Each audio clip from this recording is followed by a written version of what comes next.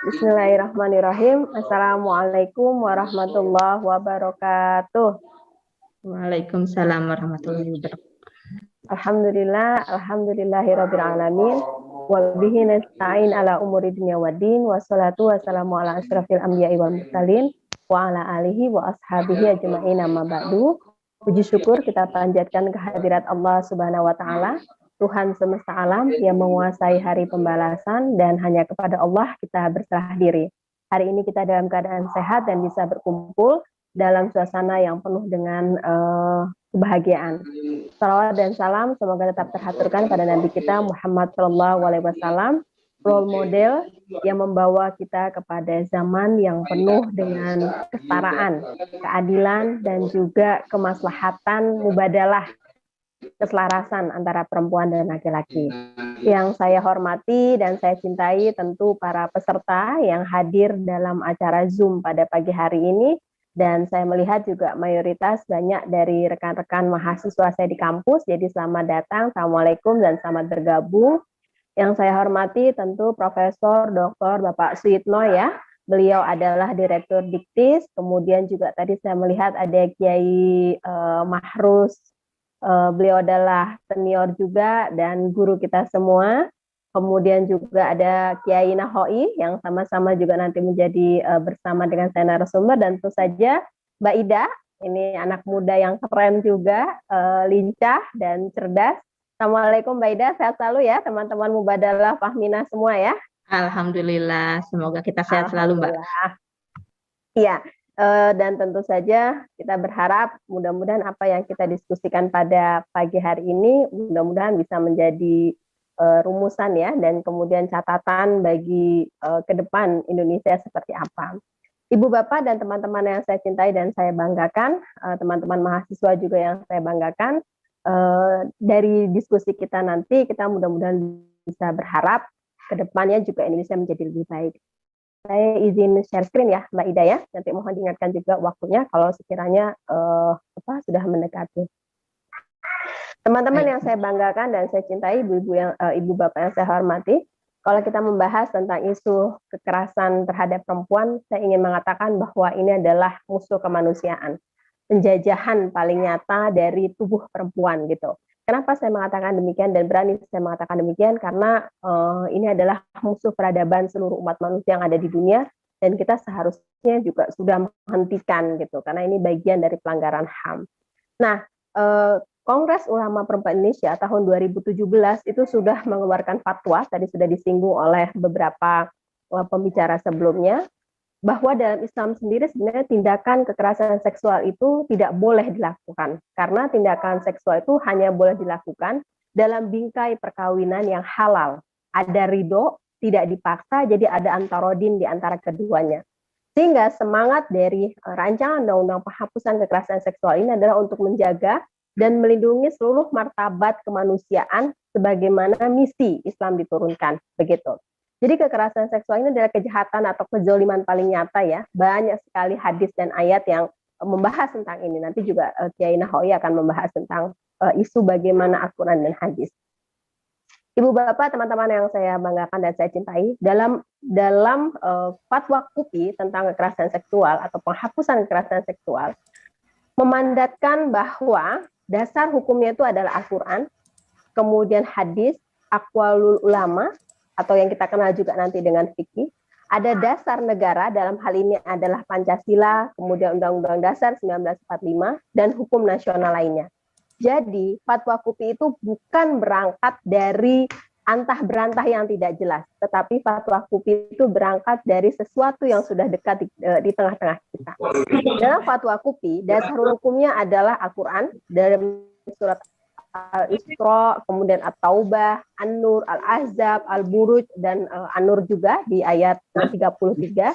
Kemudian hadis Nabi, perintah menjaga martabat ya, kemudian larangan memperdagangkan perempuan walaupun sama budak ya, kemudian jenis-jenis pernikahan yang dilarang ini juga disebutkan dalam fikih sunnah Said Sabiq, misalnya adalah seorang laki-laki haram berhubungan dengan ribuan atau banyak perempuan, dan pada saat yang sama keharaman juga bagi seorang perempuan tidur dengan banyak laki-laki itu juga diharamkan. Jadi model-model pernikahan yang tidak sesuai dengan Islam. Nah, Kemudian aqwalul ulama juga menjadi rujukan fatwa FUPI. Yang pertama misalnya Imam Syafi'i tentang perintah menjaga kemerdekaan orang lain.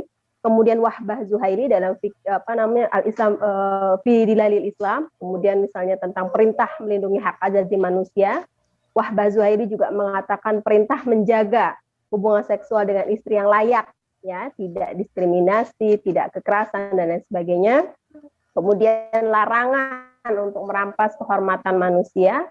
Al-Qurtubi juga melarang perkawinan secara paksa, kemudian juga tentang kehidupan untuk menghormati perempuan dalam Majma' al-Fiqih Islami, ya. Kemudian juga tentang larangan mengeksploitasi tubuh perempuan, kemudian perintah memastikan perempuan sebagai kelompok sosial yang rentan yang selama ini sering mendapatkan diskriminasi atau kekerasan. Nah, berangkat dari fatwa ini, kemudian FUPI membedakan apa yang disebut sebagai zina dan apa yang disebut sebagai perkosaan.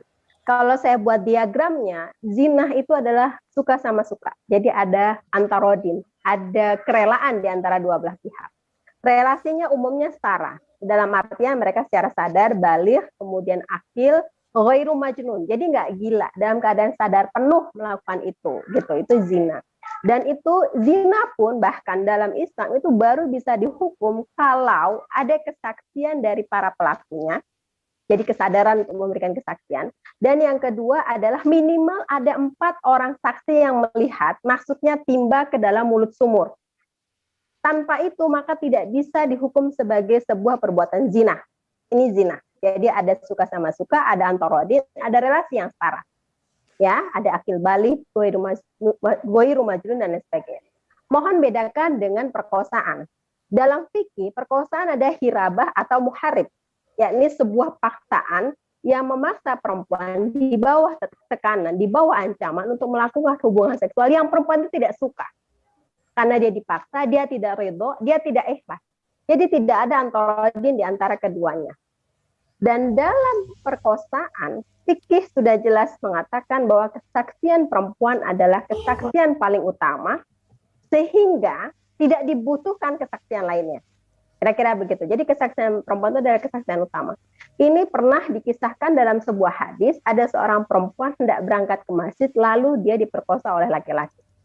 Lalu perempuan itu menangis dan tangisannya itu didengar oleh para sahabat yang melewati perempuan korban yang hendak berangkat ke masjid. Lalu ditanya. Lalu perempuan tadi mengatakan saya adalah korban perkosaan. Perempuan itu dihadapkan kepada Nabi, lalu Nabi meminta para sahabat mencari pelaku. Lalu dihadapkan seorang laki-laki, lalu perempuan sang korban mengatakan iya pelakunya. Ketika hendak dihukum rajam, kemudian datang laki-laki lain yang memberikan kesaksian, ya Rasulullah, bukan dia pelakunya, tetapi saya. Lalu Rasulullah kembali lagi kepada pelaku yang diduga pertama kali, lalu pelaku yang pertama mengatakan, iya saya bukan yang memperkosa perempuan tersebut. Lalu dihukumlah laki-laki yang kedua. Dalam kasus ini, bahkan perempuan yang salah, ya, perempuan yang salah menunjuk laki-laki sebagai pelaku, dibebaskan dari segala tuduhan dan hukuman. Jadi luar biasa dukungan dan perlindungan Nabi kepada perempuan korban. Jadi kesaksian perempuan di zaman Nabi itu menjadi kesaksian yang sangat penting. Bahkan ketika kesaksiannya salah pun dia tidak dihukum. Jadi dukungan kepada perempuan korban itu luar biasa di zaman Nabi. Lalu yang dihukum adalah pelakunya, bukan perempuan. Dalam fikih Sunnah Said Sabiq itu hukuman terhadap muharib atau hirabah itu sangat-sangat tegas dan sangat-sangat keras. Bahkan seorang pelaku perkosaan itu bisa hukum potong tangan kaki dan tangan secara silang. Jadi gradasi terhadap pelaku perkosaan itu sangat tinggi dalam hukum atau hudud jinayah Islam. Nah, perkosaan tentu berbeda sekali lagi dengan perzinahan karena fatwa FUPI juga sudah mendeklar ini secara jelas bahwa perempuan korban perkosaan tidak boleh dihukum. Hukum surat An-Nur ayat 33. Kualitas kesaksian perempuan sama dengan kesaksian laki-laki, An-Nur ayat 6 sampai 9. Hukuman berat bagi pelaku pengrusakan di muka bumi termasuk adalah pelaku perkosaan.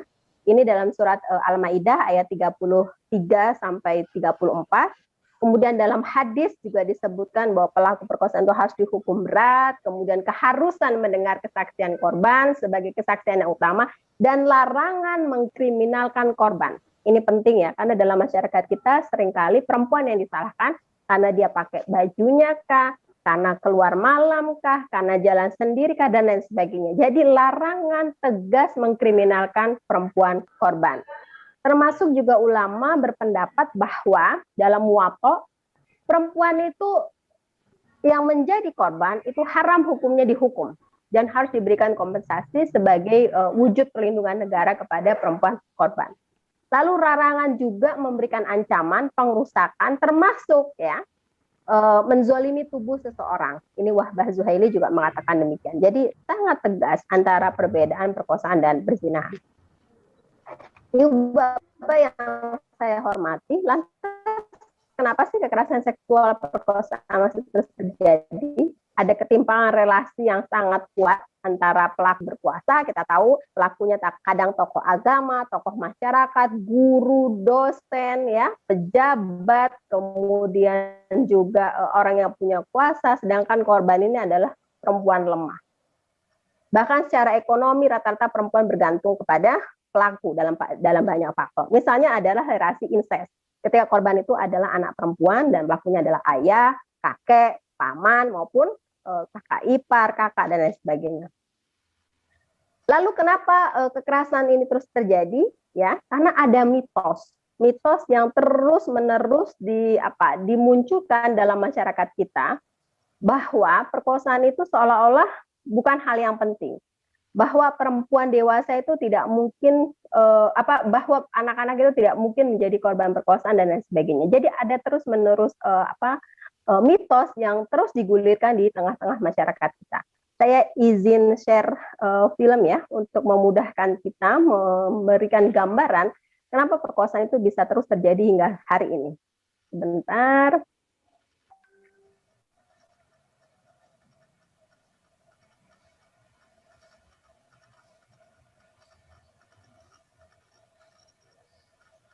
Nah, dalam film ini nanti bisa ditampilkan dengan sangat jelas mengapa kasus itu terus terjadi. Ya, ini belum muncul. Sebentar.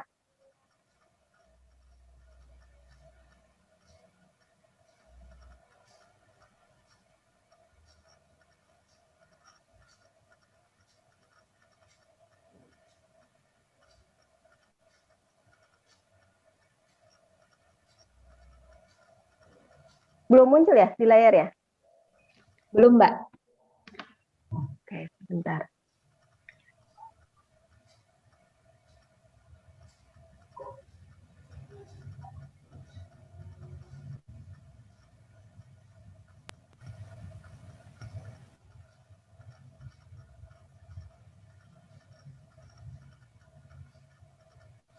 Sudah muncul, Mbak? Ngeblank, nggak ada gambarnya. Kalau di saya. Ini ada masalah teknis di mana sih? Oke, berarti nanti saya share filmnya. Ini tapi agak mulai muncul sih, Bu. Agak mulai muncul. Sudah muncul? Belum. Kayaknya ngeblank lagi ya. Oke, saya mohon maaf.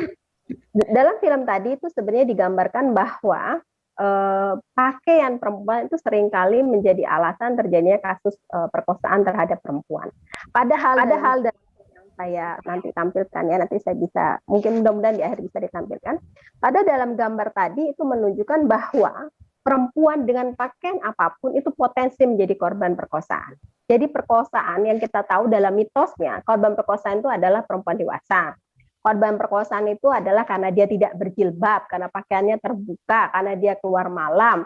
Terus kemudian ada anggapan bahwa korban itu menikmati perkosaan itu. Faktanya yang menjadi korban perkosaan itu bisa perempuan dewasa, bisa anak-anak, bahkan bayi, bahkan mayit. Bahkan nenek tua itu juga bisa menjadi korban. Dan saat kejadian, banyak perempuan yang menjadi memakai baju jilbab, rok panjang, kemudian celana panjang, gitu. Bahkan dalam film tadi itu ditunjukkan seorang polisi perempuan itu menjadi korban perkosaan. Dan perkosaan atau pelecehan itu terjadi di siang hari itu 35%. Sore hari itu 25%. Jadi sebenarnya tidak ada relasi antara pakaian, waktu, dan sebagainya. Dan kalau ada yang mengatakan perempuan yang menjadi korban itu menikmati, itu salah besar. Karena korban rata-rata mengalami depresi, trauma, gila, bahkan meninggal. Banyak di antara mereka yang kemudian bunuh diri dan sebagainya. Pelaku itu adalah orang yang tidak dikenal korban, itu salah besar. Karena hari ini pelakunya adalah rata-rata orang yang dikenal dengan korban. Ibu bapak yang saya hormati dan saya cintai, teman-teman yang saya banggakan, ini juga terkait dengan kasus yang nyata ada di sekitar kita, bahwa ada seorang perempuan inisial LN umur 22,5 tahun, F umur 12 tahun, MN umur 10 tahun, dan ini adalah semua korban. Ada mahasiswi UIN umur 24 tahun berjilbab, tetapi juga diperkosa 6 laki-laki. Jadi kalau alasannya karena pakai baju ketat, rok pendek, itu salah besar. Faktanya perempuan berjilbab juga menjadi korban. Kemudian perkosaan katanya karena jalan sendirian di malam hari. Enggak. ZQ itu 16 tahun, sedang berjalan dengan suaminya dipukuli sampai babak belur, dan ZQ itu diperkosa. Jadi bukan karena perempuan jalan sendiri. Bukan juga karena tidak dikenal korban. Banyak pelaku yang justru korbannya itu adalah saudaranya sendiri, dan lain sebagainya. Jadi perkosaan itu tidak mengenal siapapun, bahkan pelakunya itu adalah aparat negara. Petugas di P2 TP2A, kasus di Lampung, kasus di Halmahera. Petugasnya ada polisi di kepolisian setempat, itu memperkosa perempuan. Jadi perkosaan itu bukan karena mitos yang berkembang di masyarakat, karena sebenarnya banyak sekali fakta yang menunjukkan perempuan itu rentan menjadi korban. Jadi siapapun perempuannya, berapapun usianya, rentan menjadi korban perkosaan. Kenapa sih laki-laki memperkosa perempuan? Pertanyaan penting. Catherine McKinnon itu mengatakan perkosaan itu bukan hanya soal nafsu, tetapi adalah tindakan brutal, sadis, penyiksaan yang kuat dari orang yang berkuasa kepada orang yang lemah di bawahnya. Jadi bukan hanya soal nafsu, tapi ada reaksi untuk perbuatan sadis, penyiksaan kepada orang lain. Ya. Kemudian perkosaan itu juga dipengaruhi oleh relasi kuasa, di mana korban dan pelaku tentu relasinya tidak imbang. Kemudian laki-laki itu merasa senang, merasa menang, perempuan itu dianggap musuh yang harus ditaklukkan. Kemudian laki-laki itu menganggap perempuan itu adalah makhluk lemah, makhluk jelek, makhluk yang tidak berdaya. Dan laki-laki itu ingin menunjukkan, memamerkan kekuasaannya. Ini sebagaimana yang dicatat oleh Alexandra. Alexandra ini melakukan penelitian terhadap laki-laki pemerkosa pada kasus Bosnia-Herzegovina, di mana korbannya adalah perempuan-perempuan Bosnia-Herzegovina. Dan pelakunya adalah laki-laki Serbia. Nah, di penjara, Alexandra ini menganalisa perilaku kenapa laki-laki memperkosa. Jadi kalau kita ngomong perkosaan terhadap perempuan, kekerasan seksual, ini adalah persoalan lintas dunia. Perkosaan di Indonesia kita tahu tahun 98 perempuan etnis Tionghoa diperkosa. Di Aceh, di Papua, perempuan diperkosa. Dan ini ada dalam laporan Komnas Perempuan. Di India, mahasiswi kedokteran diperkosa di dalam bus. Ada 2 anak kakak beradik diperkosa lalu digantung. Ya. Kemudian ada juga anak kecil umur 5 sampai 6 tahun itu diperkosa dan matanya itu dirusak oleh pelaku supaya tidak bisa memberikan kesaksian. 110 perkosaan terjadi setiap hari di Afrika Selatan. Perkosaan perempuan di Bosnia-Herzegovina oleh tentara Serbia, tadi sudah saya singgung. Kemudian juga ada upaya perkosaan terhadap pekerja perempuan sebagaimana terjadi di Filipina, dan ini masuk dalam laporan Komite CEDAW. Bahkan kalau kita melihat dari laporan Pusat Pengawasan Penyakit di Amerika Serikat, dalam 1 menit itu ada 24 orang perempuan melaporkan kekerasan seksual. Sehingga kekerasan seksual itu kalau kita ngomong hari ini tentang kekerasan seksual atau perkosaan, maka itu ada persoalan lintas dunia. Itu sebabnya dalam deklarasi nomor 19 ya, Komite CEDAW, rekomendasinya itu sudah mengatakan tentang kekerasan seksual. Dalam deklarasi penghapusan kekerasan terhadap perempuan tahun 93 juga sudah disinggung. Dalam deklarasi HAM Wina tahun 94, kekerasan terhadap perempuan adalah sebagai pelanggaran HAM. Kemudian kekerasan seksual itu menyangkut atau menyasar tentang tubuh atau kebertubuhan perempuan. Jadi yang disasar itu adalah vagina, dada, paha, perut, bibir, leher, anus. Ada relasi yang timpang antara pelaku dan korban. Kemudian ada Konvensi Istanbul tentang pencegahan dan penghapusan kekerasan terhadap perempuan dan KDRT tahun 2011. Yang perlu kita ingat bersama adalah kekerasan terhadap perempuan, kekerasan seksual atau perkosaan masuk dalam International Criminal Court atau peradilan internasional di mana pelakunya bisa disidangkan di mahkamah internasional. Kita ingat dalam Muktamar Internasional Negara-Negara Islam di Zagreb, Kroasia tahun 2012 sudah memberikan fatwa bahwa perempuan korban perkosaan boleh melakukan aborsi. Karena itu adalah tidak diinginkan oleh korban. Dan soal aborsi ini juga ada dalam fatwa MUI, fatwa dalam Tarjih Muhammadiyah, dan belakangan saya lihat juga ada dalam fatwa Nahdlatul Ulama. Jadi perkosaan itu menjadi masalah bersama yang harusnya sudah menjadi catatan kita untuk mengakhirinya. Nah, kekerasan seksual kalau menurut Randika, beliau adalah pelapor khusus PBB untuk penghapusan kekerasan terhadap perempuan dan diskriminasi. Motif kekerasan itu biasanya ada tindakan kekerasan yang berhubungan erat dengan konstruksi masyarakat tentang seksualitas perempuan dalam hierarki sosial di mana seksualitas perempuan dikonotasikan sebagai pasif, laki-laki sebagai aktif. Kemudian tindak kekerasan memposisikan perempuan hanya sebagai pihak yang menanggungnya. Jadi beban malu, beban hina, beban jijik, beban moral itu hanya dilekatkan pada perempuan, bukan kepada laki-laki. Pada satu titik tindakan kekerasan ini juga bagian untuk menundukkan ras ataupun etnis, penundukan dalam situasi konflik dan lain sebagainya. Kekerasan itu tidak melihat ranah domestik maupun ranah publik. Jadi dimanapun bisa terjadi. Yang penting ada relasi kuasa dalam struktur itu sendiri. Dan kriteria pelaku lagi-lagi bisa siapa saja, bahkan teman sekalipun yang kita nilai baik itu bisa menjadi korban. Dan seringkali direstui oleh negara, salah satunya apa? Membiarkan pelaku terus berkeliaran tanpa hukuman. Itu adalah bagian dari pembiaran yang dilakukan oleh negara. Itu sebabnya secara tegas dalam rekomendasi CEDAW ya disebutkan dan dalam deklarasi penghapusan kekerasan terhadap perempuan bahwa perkosaan itu bagian dari pembedaan berbasis gender. Jadi kalau ada dua, jadi memahaminya dengan mudah adalah ketika ada penyerangan ada dua orang, satu laki-laki, satu perempuan. Laki-laki yang digebuki tubuhnya, kalau perempuan yang diserang adalah payudaranya, vaginanya, rahimnya, anusnya, lehernya, pipinya, dadanya. Itu adalah ciri khas dari penyerangan terhadap tubuh perempuan. Kalau laki-laki yang disiksa, maka yang disiksa mungkin matanya, tangannya, dan lain sebagainya. Tapi bukan alat reproduksinya. Jadi ada kekerasan berbasis gender. Perkosaan adalah kekerasan berbasis gender, penyerangan yang dengan ancaman, dengan pemaksaan, kemudian merampas tubuh perempuan sehingga menyebabkan rasa luka secara fisik, psikis, maupun seksual kepada perempuan. Dampaknya luar biasa. Ada yang depresi, bahkan keinginan bunuh diri, bahkan sudah meninggal. Kemudian juga merasa diri itu jijik, kotor, najis, kemudian tidak suci, dan lain sebagainya. Kalau fisik, tentu saja alat reproduksinya rusak, bahkan ada yang rahimnya itu membusuk. Sebagaimana kasus di Lampung ketika dia diperkosa 12 orang, salah satunya adalah anggota dewan. Ya.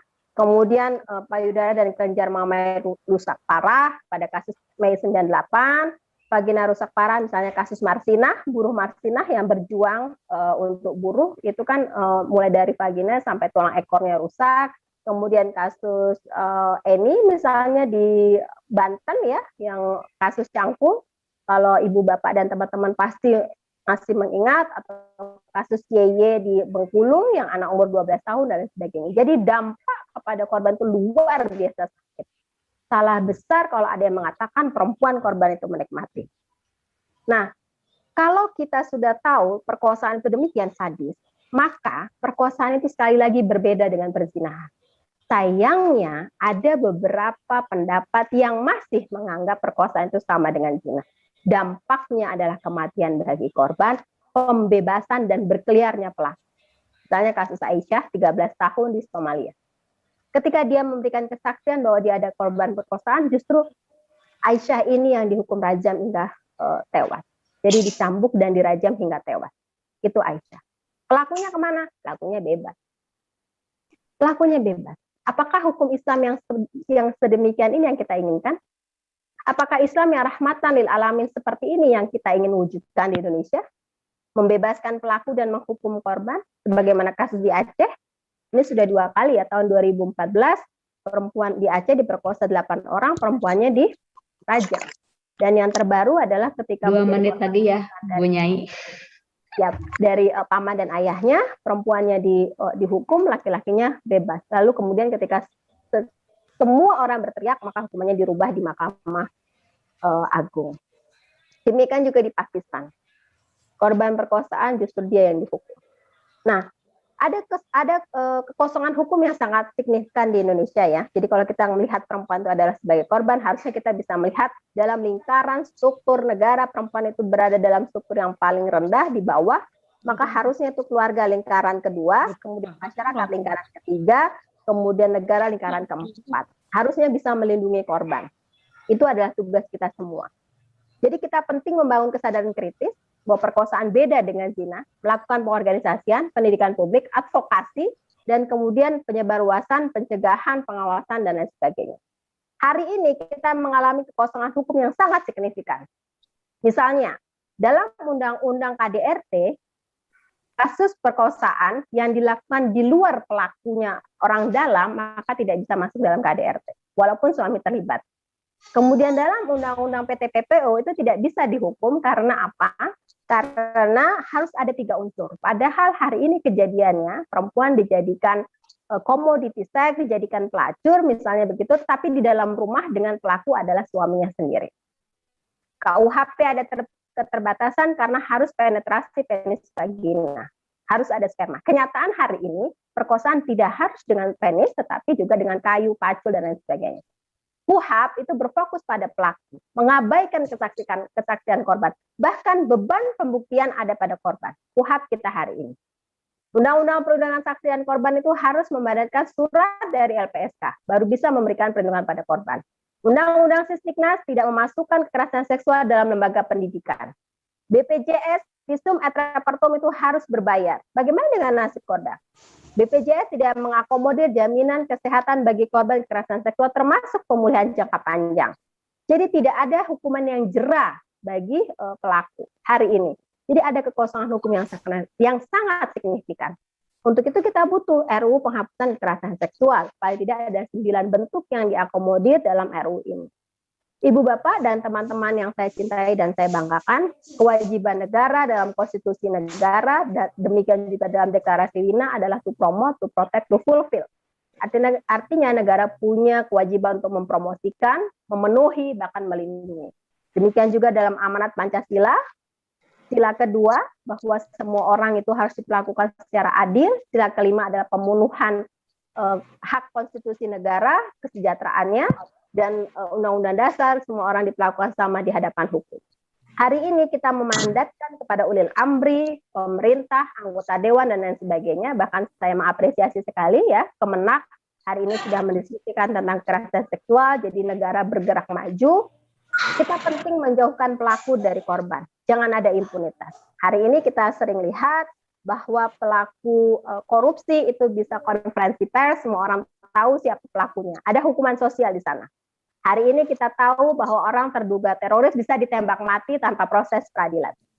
Hari ini kita tahu bahwa narkoba itu bisa dihukum. Ya, ada konferensi pers, semua orang tahu siapa pelakunya, bahkan sebelum putus pengadilan.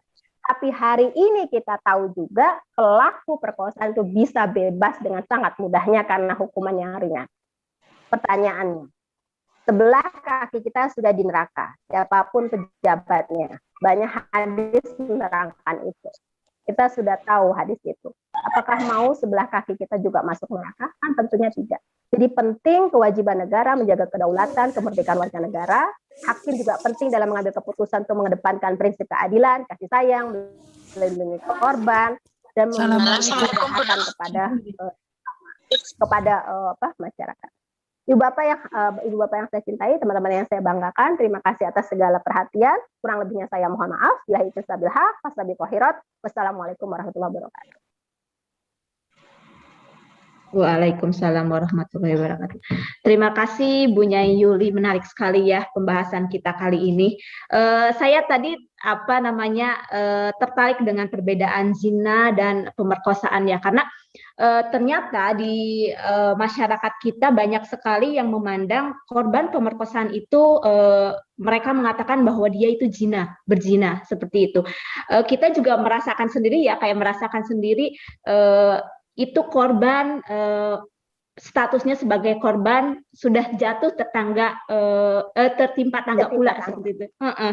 Jadi sudah korban ya dituduh bahwa gara-gara kamunya pakai pakaian mini sih, gara-gara kamunya tidak pergi dengan mahramnya dan lain sebagainya. Itu masih banyak ya ternyata di masyarakat kita yang punya pandangan seperti itu.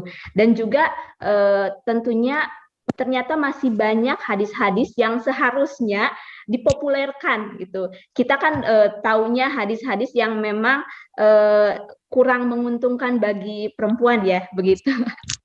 Jadi itu menarik sekali.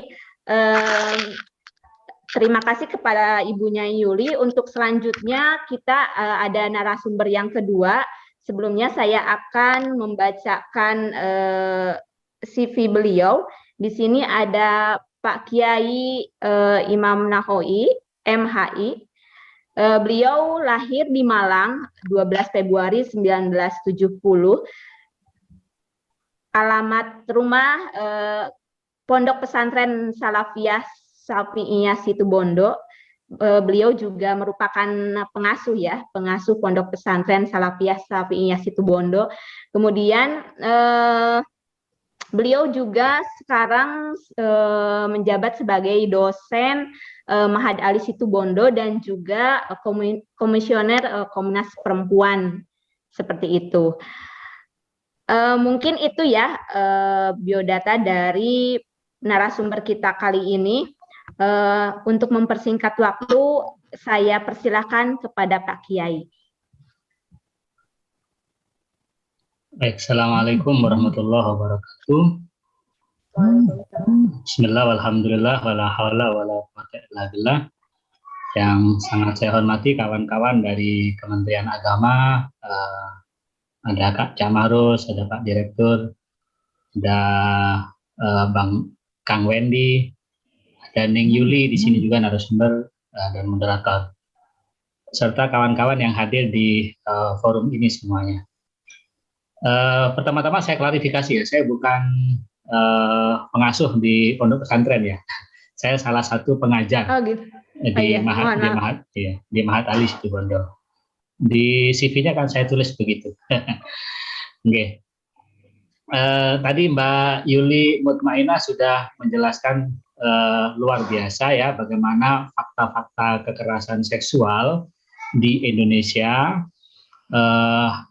apa yang melatar belakangi, kemudian dampaknya seperti apa terhadap perempuan, dan bagaimana instrumen-instrumen hukum baik nasional maupun internasional berbicara tentang kekerasan seksual. Tadi sudah dijelaskan begitu luar biasa oleh Mbak Yuli Mutmainah. Saya ingin mengajak kawan-kawan peserta di sini masuk ke dalam kesadaran kitab suci yang kita miliki, yaitu Al-Quran dan nanti beberapa hadis Nabi yang saya kutip. Jadi saya akan lebih banyak masuk menjelaskan atau mendiskusikan tentang beberapa ayat-ayat Al-Quran yang berbicara tentang kekerasan seksual.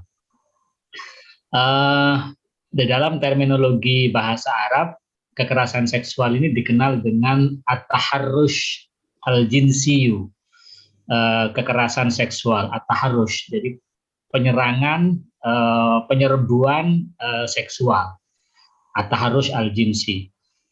Tentu saja ini di dalam Al-Quran kata ini tidak ada.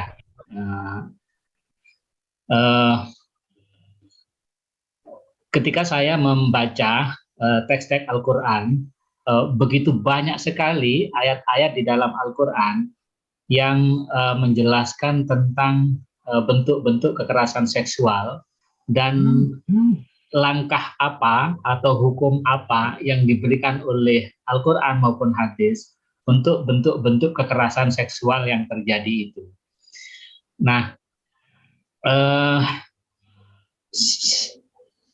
ayat-ayat Al-Quran dan hadis Nabi yang sangat banyak berbicara tentang bentuk-bentuk dan penanganan kekerasan seksual di masa awal-awal Islam, di masa Nabi, itu menunjukkan bahwa semangat Islam itu adalah jelas untuk melakukan penghapusan, itu idealnya, tapi tidak idealnya adalah taklil, meminimalkan bagaimana kekerasan seksual tidak terjadi kembali. Dan banyaknya ayat-ayat Al-Quran dan hadis Nabi yang berbicara tentang kekerasan seksual itu mengindikasikan bahwa fakta kekerasan seksual di masa jahiliyah itu begitu dahsyat, begitu luar biasa. Nah, oleh karena itu respon Al-Quran dan hadis juga sangat luar biasa. Nah, inilah yang penting kita gali di permukaan ya, bagaimana kekerasan seksual itu terjadi dan sudah diupayakan oleh teks-teks suci Al-Quran untuk dihapuskannya. Memang kalau kita membaca kitab-kitab fikih ya, sangat terbatas kitab fikih. Saya tidak tahu kenapa kitab fikih begitu terbatas, padahal Al-Quran dan hadis begitu kaya membincang tentang kekerasan seksual ini. Nah, pertama-tama saya ingin mengatakan di slide pertama bahwa at-taharrus al-jinsi fil mar'ah itu adalah min akbaril kabair. Jadi minal kabair, termasuk dosa-dosa besar. Wa min asna'il af'al wa akbahiha fi nadris syar'i asri katanya. Dan dia termasuk perbuatan dan tindakan yang paling asna. Asna itu syani'. Syani' itu buruk sekali di dalam cara pandang Islam. Lebih dari itu bahwa praktek-praktek kekerasan seksual itu dianggap sebagai al-hadku li'a'rodin nas.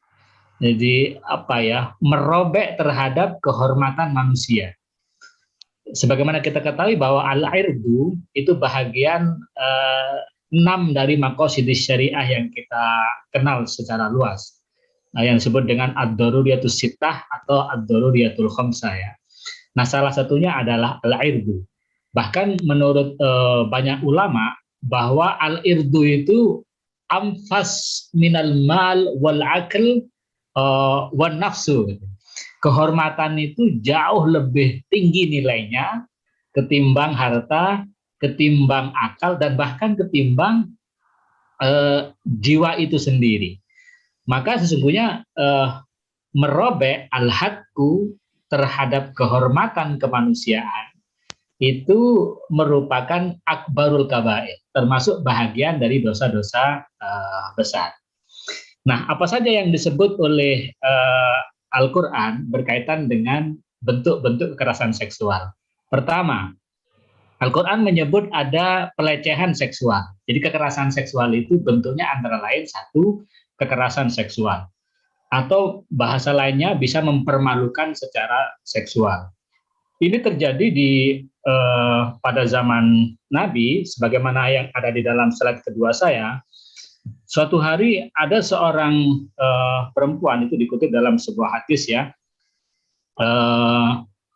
Anna bani Qainuqa kana bainahum wa baina Rasulullah sallallahu muwada'ah wa ahdun ya, fa'atat imra'atun minal ansar ila sani' minhum liyazuqa laha huliyan. Jadi suatu hari ada seorang perempuan datang ke pasar untuk membuat perhiasan. Kemudian lalu datanglah kepada salah satu pembuat perhiasan yang ketika itu orang Yahudi. Orang Yahudi dengan Islam ketika itu dia punya perjanjian damai. Nah, ketika perempuan itu duduk untuk membuat perhiasan itu, sambil menunggu, tiba-tiba bajunya diikat oleh beberapa orang di situ, diikat oleh orang Yahudi itu, diikat bajunya,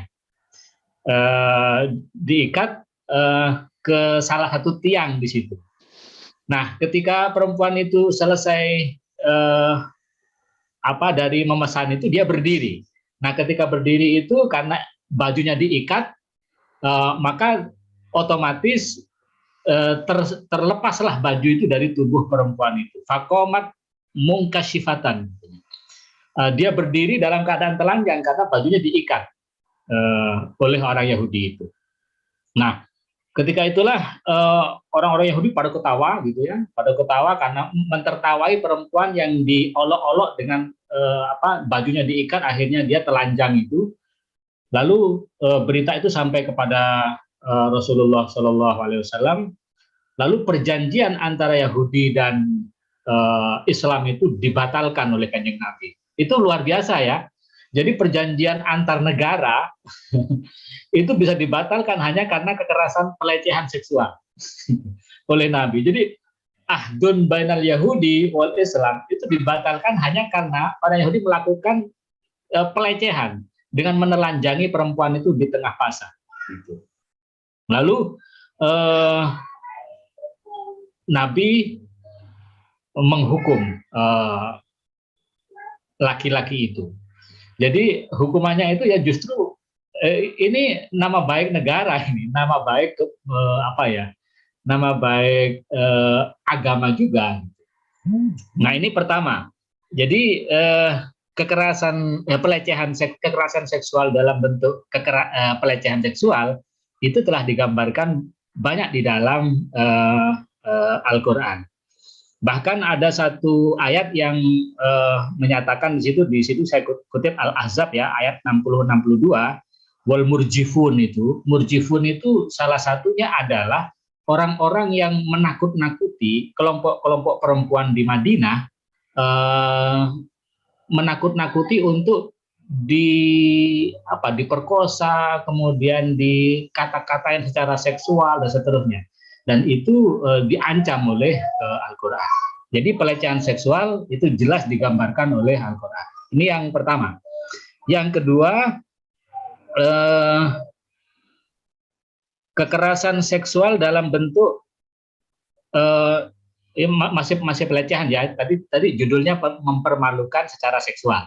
Nah yang ini bentuk pelecehan seksual yang memandang menyentuh dengan syahwat yang merendahkan perempuan. Nah ini saya kira yang disebut oleh Pak Direktur tadi itu bahwa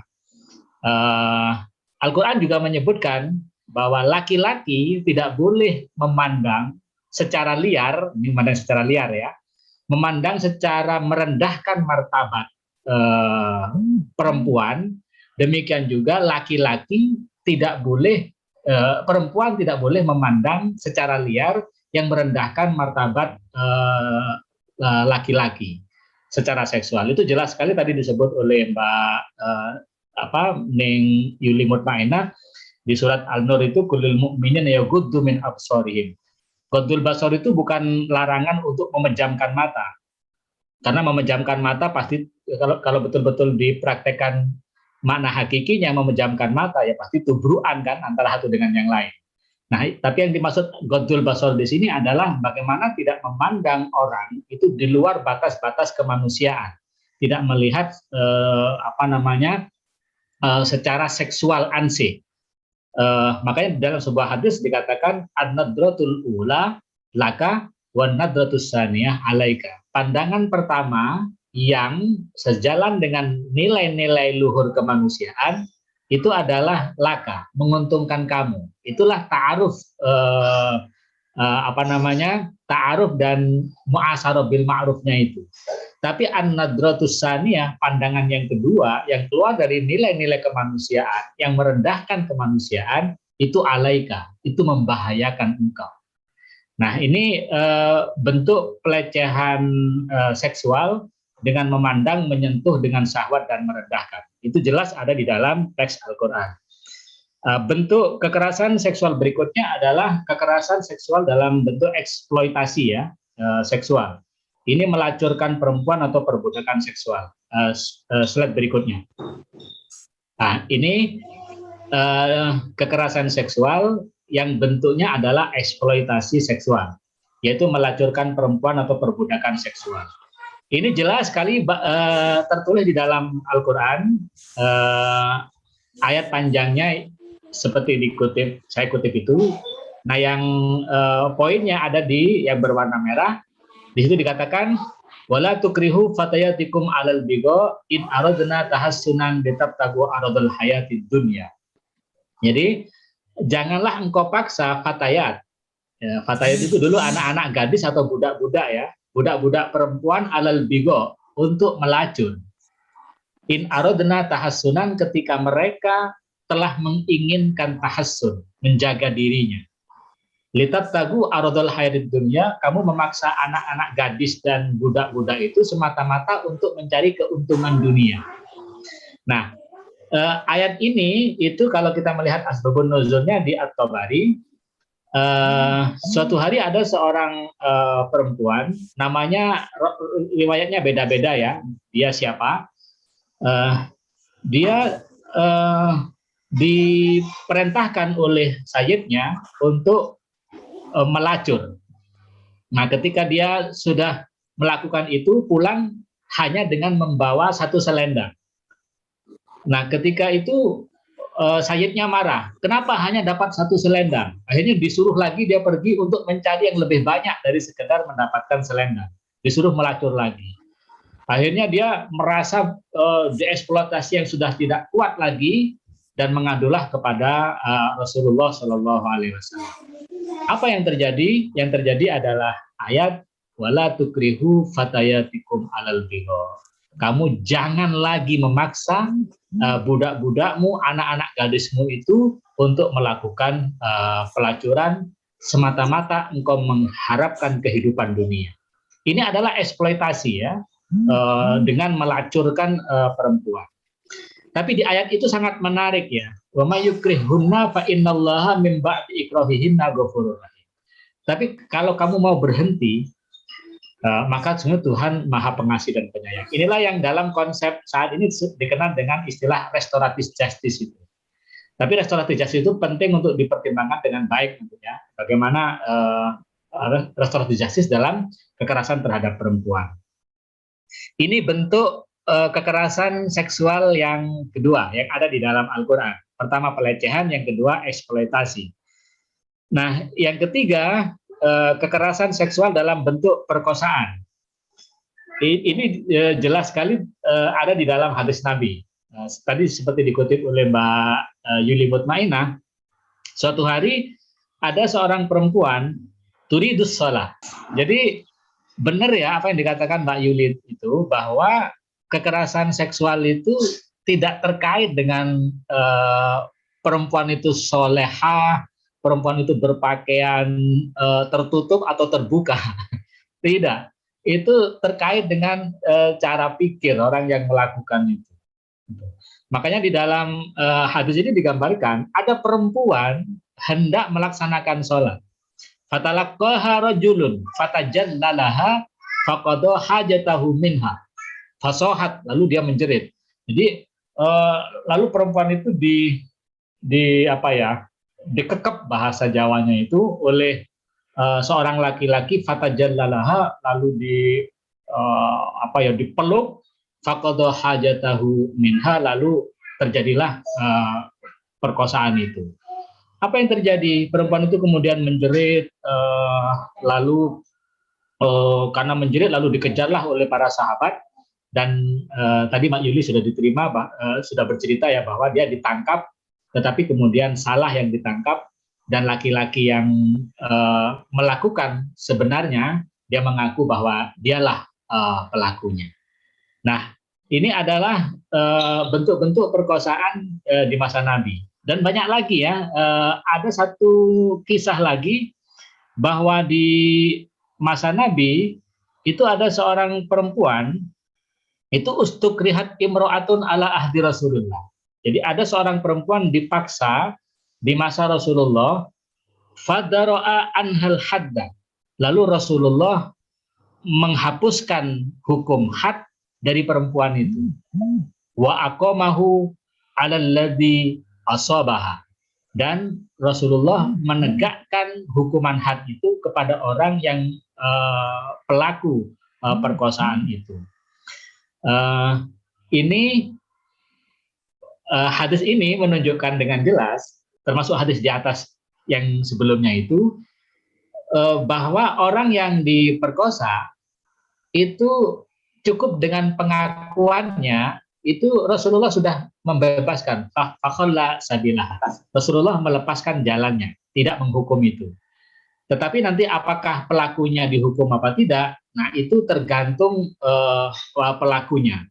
Jika pelakunya kemudian taubat dengan taubat yang baik, kemudian memulihkan perempuan itu, nah nanti ada pola-pola di mana Rasulullah memberikan hukuman pada laki-laki itu untuk mengganti. Kamu harus bayar kompensasi terhadap perempuan itu. Tetapi juga dia harus dipulihkan. Nah ini yang disebut dengan restoratif justice tadi itu. Tapi ada yang tidak begitu. Rasulullah langsung mengambil tindakan dia harus dicambuk. Gitu. Nah ini ada kemungkinan berkaitan dengan karakteristik bagaimana perkosaan itu terjadi. Jadi tidak semua kasus perkosaan di dalam hadis Nabi itu diselesaikan dengan perdamaian, dengan restoratif justice, tidak. Tapi ada yang memang dihukum oleh Nabi. Nah, itu kekerasan seksual dalam bentuk perkosaan.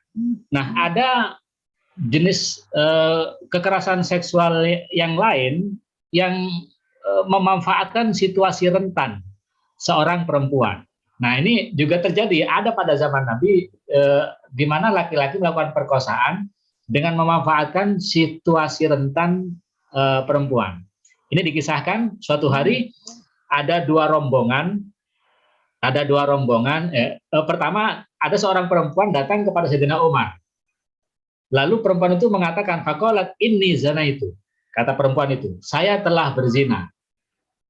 Lalu Sayyidina Umar faraddadaha. Lalu Sayyidina Umar mengulang-ulang atau menolak Sayyidina Umar itu. Sampai perempuan itu mengaku 4 kali itu. Mengaku 4 kali. Lalu Sayyidina Umar menolak pengakuan itu. Summa amaro birajmiha. Kemudian Rasulullah memerintahkan agar dirajam perempuan itu. Jadi dia perempuan yang mengaku berzina kemudian diperintah untuk dirajam. Tapi apa yang terjadi? Ketika itu Sayyidina Ali, ini kayaknya pikiran Sayyidina Umar ini mewakili beberapa praktek pengadilan sekarang ya. Tapi yang menarik, Sayyidina Ali kemudian hadir ketika itu. Untung ini ya, Sayyidina Ali hadir. Sayyidina Ali bilang sama Umar, salha ma zinaha fala'alla laha udran, katanya. Tanya dulu sama perempuan itu, kenapa dia berzina? Jangan-jangan dia berzinanya itu karena ada uzur, karena ada alasan. Lalu bertanyalah Sayyidina Umar kepada seorang perempuan itu. Lalu perempuan itu berkata, suatu hari katanya, saya berombongan dengan keluarga keluar bersamaan dengan tetangga saya yang juga berombongan keluar untuk kepentingan ekonomi tentu saja, jalan berdua dengan perbekalan yang sama-sama berbekalan. Di tengah perjalanan tiba-tiba perbekalan rombongan perempuannya ini habis, susunya habis katanya, perbekalan susunya habis. Nah, dia karena habis perbekalannya, dia minta pada rombongan tetangganya ini, saya minta susunya karena minuman kami sudah habis. Nah, tetangga yang masih ada sisa bekalnya ini, dia menolak, tidak mau. Kecuali engkau mau melakukan hubungan seksual. Kata perempuan itu tidak mau. Jadi awalnya menolak dia, perempuan itu. Tapi karena sudah sangat haus sekali, sudah perjalanan panjang dan bekalnya benar-benar haus, akhirnya dia menyerah. Ya sudah, aku mau melakukan hubungan seks denganmu, asal kau memberikan minuman susumu untukku. Nah, ketika mendengar cerita itu, Sayyidina Ali langsung teriak, Allahu Akbar. Nah, ini Allahu Akbar yang benar itu. Ini Allahu Akbar yang benar ya. Bukan Allahu Akbar lalu merobohkan pagar atau merobohkan bukan itu. Allahu Akbar, kata Sayyidina Ali. Perempuan ini melakukan perzinahan karena alasan yang sangat kuat. Akhirnya Ali membacakan sebuah ayat, "Famaniturra ghairu baghin wala 'adin fala isma 'alaihi." Barang siapa yang dalam keadaan terdesak tanpa dia mencari-cari, maka tidak ada dosa baginya. Apa yang terjadi? Fakhalla sabilaha, Sayyidina Umar kemudian melepaskan perempuan itu, tidak dihukum. Nah, ini artinya memanfaatkan situasi rentan perempuan itu juga bahagian dari kekerasan seksual. Karena perempuan dibebaskan dari hukuman melakukan itu. Satu lagi terakhir, dikisahkan juga di dalam satu kitab, ada banyak kisah di dalam kitab-kitab bahwa perempuan itu juga boleh melakukan hubungan seks dengan terpaksa ketika misalnya ada kebutuhan ekonomi susu untuk anak-anaknya dan atau untuk dia sendiri. Ketika sudah dalam keadaan terpaksa, terancam hidupnya, terancam nyawanya, dia bisa melakukan hubungan seksual itu. Tetapi bagi laki-laki yang melakukan, dia harus tetap dihukum. Yang tidak boleh dihukum itu adalah perempuan yang melakukan hubungan seksual itu dalam keadaan terpaksa. Itu ada di dalam kitab Syarah Al-Kabir li Syekh Ad-Dardir Ad-Dasuki ya. Ini di kitabnya Madhab Malikiyah. Dan saya kira terakhir saya tidak ada di dalam slide ini, ada di slide yang lain. Bagaimana hukuman dalam Islam? Saya kira di dalam Islam jelas sekali hukuman terhadap pelaku kekerasan seksual. Jadi tentu saja disesuaikan dengan tingkatan kekerasannya. Antara pelecehan dengan perkosaan itu berbeda. Bahkan kalau perkosaan itu bahkan hukuman yang diberikan oleh Sayyidina Umar sampai pada tingkat penyalipan, sama dengan statusnya muharib seperti yang disebut oleh Mbak Yuli tadi itu.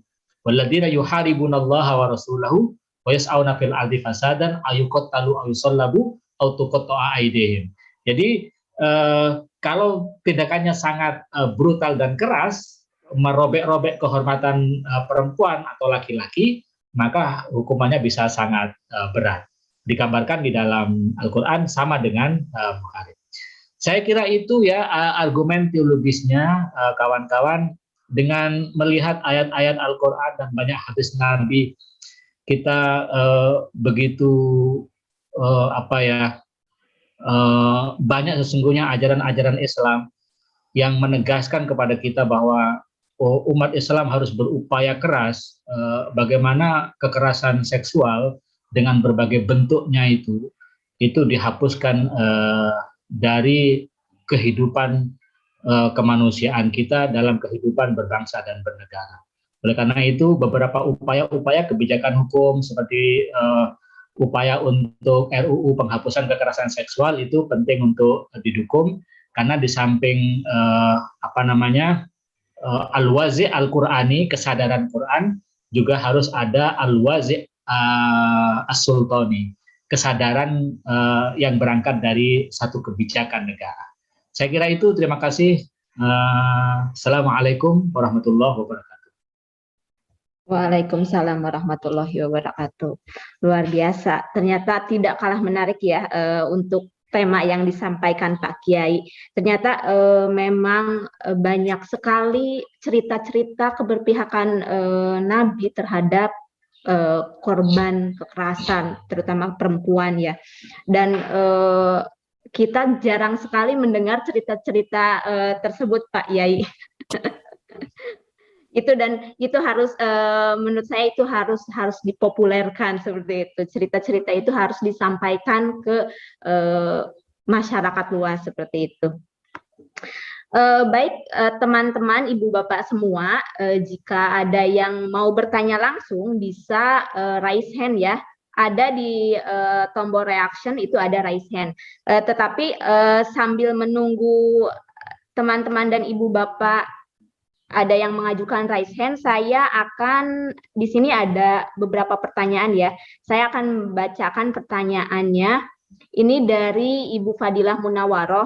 Maaf, bagaimana cara kita bersosialisasi menanamkan kesadaran diri baik bagi pelaku atau korban. Karena sejatinya mereka semua tahu betul mana yang baik dan buruk, entah dari hadis atau lainnya, agar tidak saling terjadi kekerasan. Itu pertanyaan dari Ibu Fadilah Munawaroh, mungkin bisa langsung dijawab ya. Monggo saya persilakan kepada Mbak Yuli terlebih dahulu.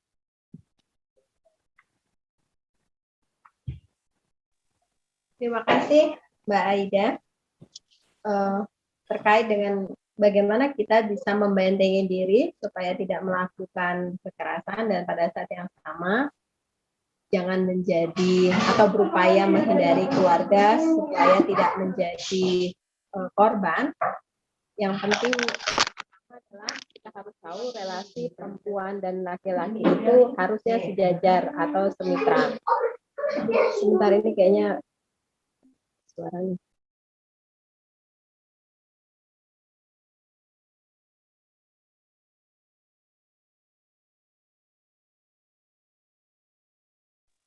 Nah, yang pertama yang perlu kita sadari bersama adalah Islam datang itu kan membawa rahmatan lil alamin. Dalam artian bahwa dulu sebelum Islam datang, perempuan itu tidak ada harganya.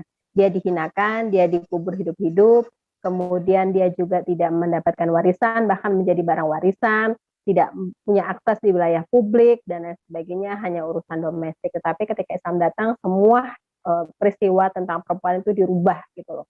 Nah, saat ini kalau kita masih merendahkan perempuan, berarti kan secara tidak langsung kita sudah memposisikan diri kita sebagai masa jahiliyah.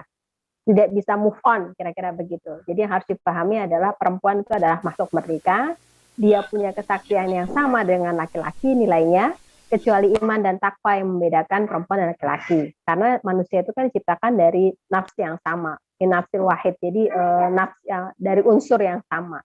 Nah, karena unsur yang sama itu, maka dia tidak boleh menghinakan. Dalam ayat lain misalnya wawasainal insana biwalidayhi, ya, bahwa perempuan dan laki-laki itu kan harus hormat kepada orang tua, dan penghormatan yang paling utama kan adalah kepada perempuan. Wahnan ala wahnin, ketika ibu dalam keadaan hamil, lemah dan bertambah lemah. Artinya dia kembali kepada persoalan bahwa semua manusia itu lahir ke dunia ini karena perempuan. Jadi kalau dia menghinakan perempuan, maka pada saat yang sama dia juga menghinakan ibunya. Itu yang kedua argumen yang bisa dipakai. Kemudian argumen yang ketiga yang harusnya dipahami adalah laki-laki dan perempuan itu kan sebagaimana seorang tubuh yang sama, jadi saudara kembar. Artinya harusnya tidak boleh saling menyakiti, tidak boleh saling menghinakan karena dia adalah saudara.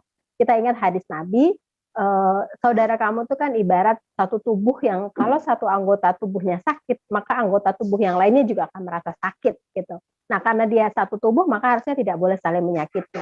Dan yang terpenting adalah dalam surat Yasin ya, ayat 65 ya, al-yauma nahtimu ala afwahihim wa tukallimuna aydihim wa tashhadu arjuluhum bima kanu yaksibun. Jadi pada suatu masa mulut kita akan dikunci dan semua anggota tubuh akan memberikan kesaksian. Nah, memberikan kesaksian itu apakah selama hidup kita pernah menghinakan orang lain, pernah menghina atau merendahkan, melakukan catcalling atau merendahkan manusia lain, dalam hal ini adalah perempuan. Ketika kita pernah melakukan itu, maka itu akan menjadi catatan amal baik ataupun amal buruk. Kalau kita melakukan penghinaan berarti kan amal buruk gitu loh.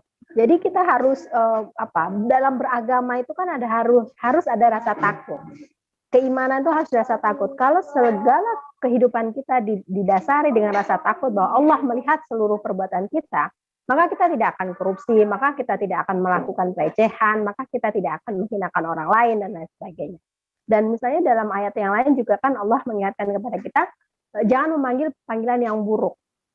Kenapa? Karena memanggil panggilan yang buruk aja nggak boleh. Ya, karena bisa jadi orang yang dipanggil itu jauh lebih baik dibandingkan orang yang memanggil dengan panggilan yang buruk tadi. Memanggil dengan panggilan yang buruk saja tidak boleh, apalagi merendahkan. Jadi gradasinya memanggil dengan panggilan yang jelek, misalnya ya, saya manggil Mbak Ida bukan Mbak Ida misalnya. Biru apa misalnya begitu kan, karena Mbak Ida sering pakai baju biru. Lalu Mbak Ida nggak nyaman, memanggil dengan panggilan yang seperti itu aja nggak boleh. Apalagi menghinakan, merendahkan tubuh perempuan. Nah, hal-hal kayak gini yang harusnya dipahami. Sama seperti lamastumun nisa. Nggak boleh menyentuh kulit yang bukan haknya. Menyentuh saja tidak boleh. Walaupun kemudian ulama berbeda pendapat ya soal ketika orang sudah berwudu boleh nggak bersentuhan, lalu kemudian Imam Abu Hanifah ketika orang haji atau umroh tidak sengaja tanpa nafsu boleh bersentuhan. Tapi makna sejatinya dari kata lamasum nisa kan sebenarnya tidak boleh menyentuh yang bukan haknya. Jadi menyentuh yang bukan haknya sendiri tidak boleh, apalagi kira-kira begitu. Kemudian menghancurkan martabat kehormatan perempuan. Nah, kalau kita bisa memahami ayat Al-Quran dengan baik, kemudian menafsirkannya dan menjalankannya dengan baik, maka sebenarnya tidak ada kekerasan terhadap perempuan di muka bumi. Jadi dalam Islam itu kan jelas sekali perlindungan Al-Quran yang Allah janjikan, kemudian perlindungan Nabi dan para sahabat. Saya juga ingat ya, kejadian manusia di muka bumi, pembunuhan pertama antara anak Adam, itu kan karena ada rasa cemburu, karena tidak mau dinikahkan kepada perempuan yang jauh lebih tidak cantik dibandingkan yang cantik. Nah, pada saat itu perdebatannya itu adalah terjadi pembunuhan antara laki-laki dengan laki-laki. Tapi dalam perkembangan zamannya, kemudian itu yang dihinakan itu adalah perempuan. Jadi laki-laki kemudian berkelompok, kemudian menghinakan perempuan dan menyerang perempuan. Jadi kemudian manusia itu kan berpikir, otaknya berpikir, jiwa raganya berpikir. Jadi laki-laki kemudian berkelompok, kemudian menyerang perempuan. Kalau dulu laki-laki sama laki-laki, ya pembunuhan manusia pertama di muka bumi. Tapi kan sekarang enggak. Nah persoalannya apakah kita mau kembali kepada masa barbar atau tidak gitu loh. Karena kan Islam turun jelas sekali pandangannya tentang penghormatan kepada tubuh perempuan. Dan yang terakhir yang penting kita ingat adalah selain surat Yasin tadi ya, malaikat raqib dan atid itu kan mencatat setiap perbuatan kita. Jadi saya tuh percaya sekali ya, keimanan seseorang itu kan menentukan bagaimana sikap dia. Kalau dia beriman kepada Allah, yakin bahwa Allah itu Maha Esa, qul huwallahu ahad, Allahus samad gitu kan, dan kemudian meyakini Nabi Muhammad itu adalah utusan Allah yang merubah dan mengatur umat manusia kepada akhlak yang karimah gitu. Ya kan kita sebagai umat dan umatnya Nabi Muhammad kan harusnya mengikuti ajaran yang demikian. Tidak justru malah sebalik yang merendahkan perempuan. Justru Islam datang itu adalah mengangkat derajat perempuan yang tadinya hina kemudian dimuliakan. Kalau kita kemudian tidak mengikuti Nabi, ya berarti kita bukan umat Nabi dong. Orang umat Nabi saja mengangkat derajat perempuan, kok kita malah merendahkan perempuan. Kira-kira begitu Mbak Aida. Saya kembalikan ke Mbak Aida. Ya, terima kasih Bu Nyai Yuli. Ini sebelum ke Pak Kiai, ada beberapa pertanyaan, biar langsung dijawab. Ya Pak Kiai, saya bacakan terlebih dahulu. Karena waktunya juga mepet ya, kalau satu persatu mungkin tidak akan terjawab, jadi saya akan bacakan pertanyaan-pertanyaan yang masuk. Di sini ada dari Afif. Menarik diskusi pagi hari ini, seperti yang disampaikan Bu Yuli, pemerintah bertanggung jawab dengan perlindungan perempuan. Menurut Bu Yuli, bagaimana peran keterwakilan perempuan saat ini, mengingat masih ada pasal-pasal yang mendiskriminasi bagi perempuan? Apakah diperlukan untuk pengkajian ulang bagi undang-undang? Kemudian juga ada kalau ini mungkin lebih kepada tanggapan ya, di sini saya bacakan, saat ini masih banyak tokoh agama yang menerima informasi yang tidak benar terkait RUU PKS, dan seringkali yang dijadikan tameng oleh para penolak RUU PKS dengan menggunakan penafsiran beberapa dalil versi mereka, terutama jenis kekerasan seksual yang pemaksaan perkawinan. Sedangkan kalau kita yang menyampaikan, jika itu terkait dalil, seringkali apa yang kita sampaikan itu tidak dianggap, katanya begitu. Kemudian ada lagi, sama ini tanggapan ya, perlu juga kajian kekerasan seksual terhadap anak laki-laki yang beberapa tahun terakhir banyak terjadi, karena anak laki-laki juga berada dalam kondisi yang lemah seperti itu. Kemudian di sini ada pertanyaan, kenapa perempuan banyak menuntut persamaan derajat dengan laki-laki, padahal dalam Al-Quran perempuan sudah dimuliakan posisinya. Nah, itu pertanyaan-pertanyaan yang masuk, monggo dijawab oleh Pak Kiai, dan mungkin nanti ada tambahan dari Ibunya Yuli. Silahkan.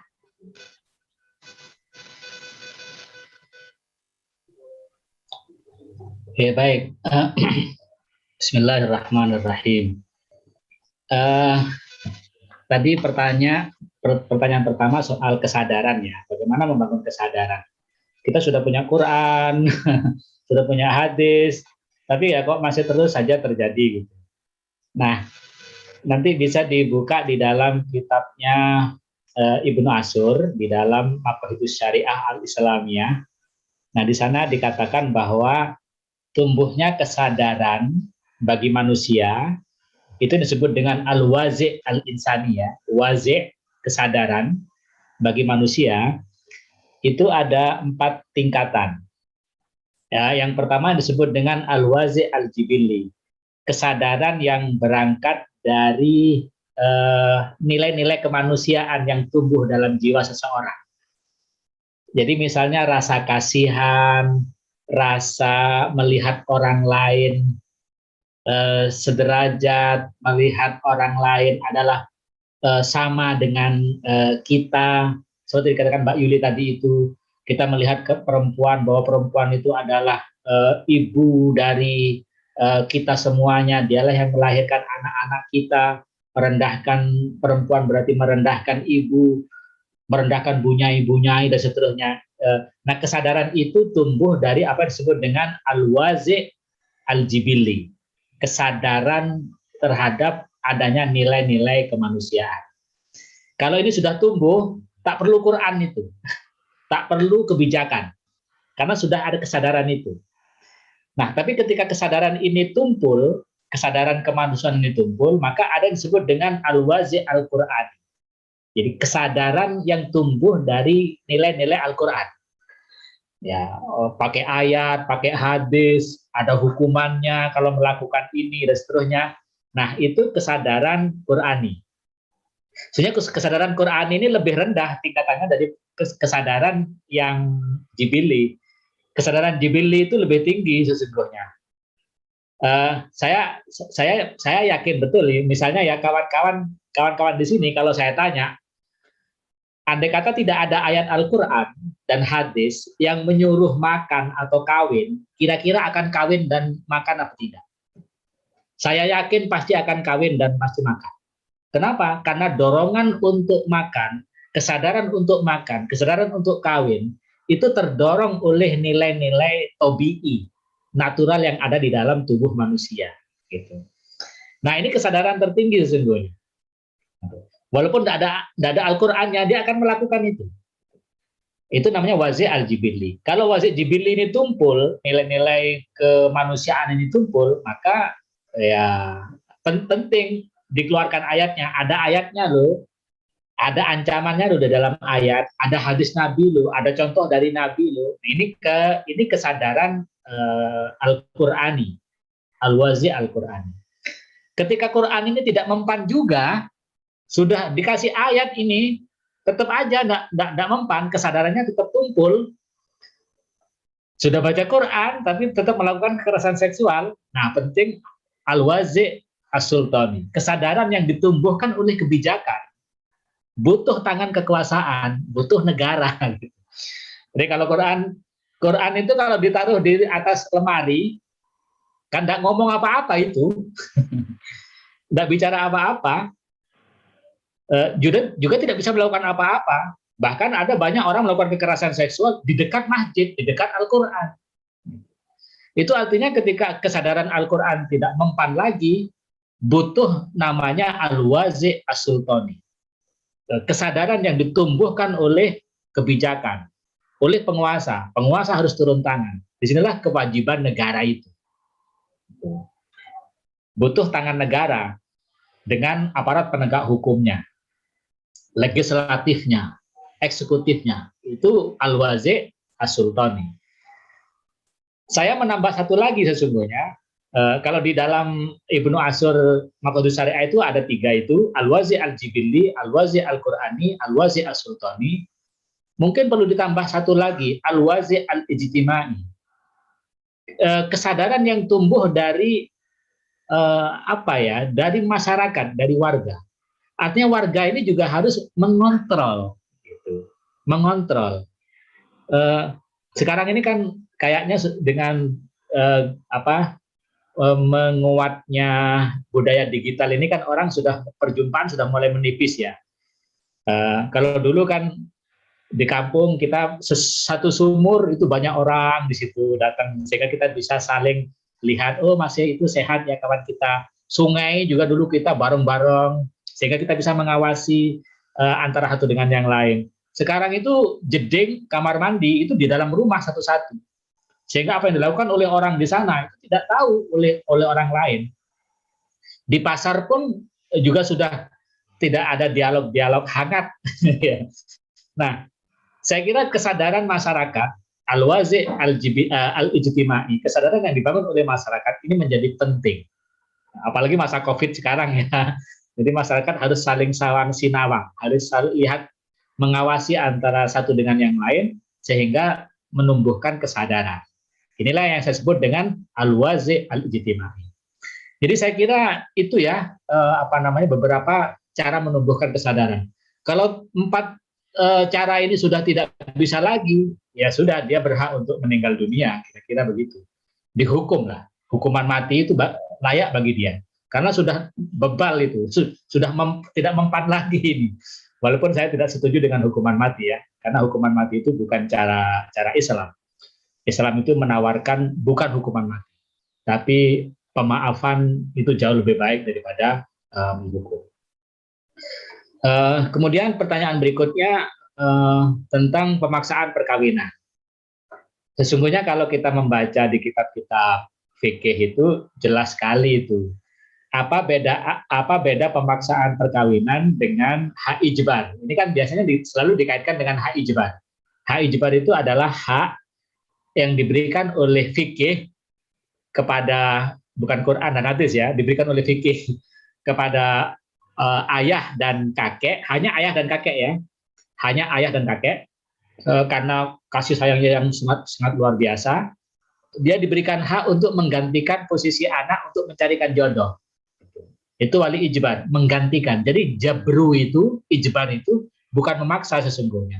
Jabru itu maknanya menutup, menggantikan posisi anak yang belum berpengalaman, apalagi dalam tradisi jahiliyah dulu, tradisi Islam ya, di mana perempuan di dalam rumah sehingga pengalaman terhadap laki-laki sangat jarang, maka orang tua itu diberi peran oleh fikih untuk jabru, ijbar, mewakili anak gadisnya itu. Itu beda dengan ikroh. Ikroh itu pemaksaan disertai ancaman. Kalau kamu tidak mau menikah, nah itu ikroh itu. Nah, semua kitab fikih mengatakan kalau ikroh itu ada hukumannya, ada takzirnya. Jadi beda pemaksaan perkawinan dengan peran orang tua menggantikan posisi anak. Makanya di dalam kitab-kitab fikih ada 8 syarat ijbar. Bagaimana posisi orang tua ini? Antara lain misalnya tidak boleh ada permusuhan antara anak dengan orang tua. Itu syaratnya antara lain. Kemudian pasangan laki-lakinya sekufu dengan posisi perempuannya ini. Syaratnya ada 8 tuh. Kalau 8 syarat itu tidak terpenuhi, maka dia ikroh terhadap anak gadis. Itulah yang sering terjadi gitu. Sampai kemarin di satu daerah di Jawa Timur dia bunuh diri ya. Konon dia walaupun informasinya di macam-macam, tapi bahwa dia meninggal akibat adanya pemaksaan perkawinan awalnya. Itu beda antara ijbar dengan ikroh. Saya kira kalau bagi kawan-kawan yang membaca kitab fikih dengan agak teliti, itu menjadi jelas perbedaan di antara keduanya.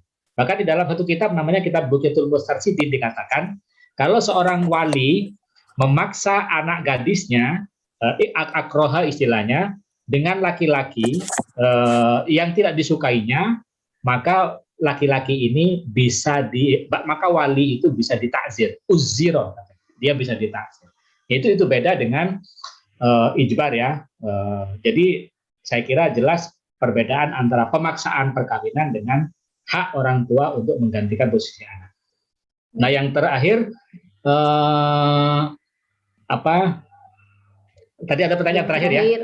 Ya, kenapa perempuan banyak menuntut persamaan derajat dengan laki-laki, padahal dalam Al-Quran perempuan sudah dimuliakan gitu.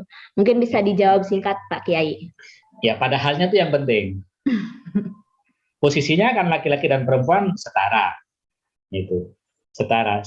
Sudah saya tulis di FB saya, wala tatamannau ma faddalallahu ba'dahum ala ba'din, itu lirijali nasibum mimma iktasabu walin nisa'i nasibum mimma iktasabna. Itu ayat itu menarik sekali itu, karena kesadaran perempuan, di mana perempuan memprotes ya, kenapa laki-laki boleh jihad, boleh perang, dia dapat waris lebih banyak daripada perempuan, perempuan kok tidak, dan seterusnya.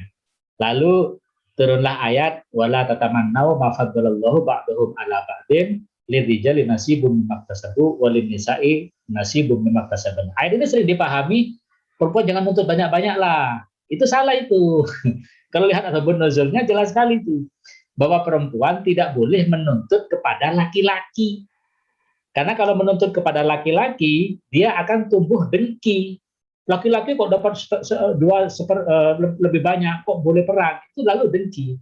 Makanya Al-Quran mengajarkan kamu jangan berharap laki-laki kepada laki-laki, tapi berharaplah kepada Allah.